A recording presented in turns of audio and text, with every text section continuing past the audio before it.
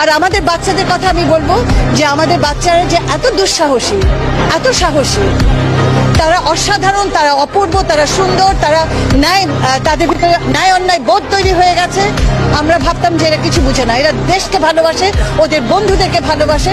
কটা ছেলে, কটা মেয়ে বন্ধুকে বাঁচাতে গিয়ে মারা গেছে, দেখেছেন? তাহলে এরা তো আমাদের সোনার রত্ন, এদের হাতে আমরা দেশ ছেড়ে যাব, এরা এই দেশটাকে ঠিক পথে নিয়ে যাবে।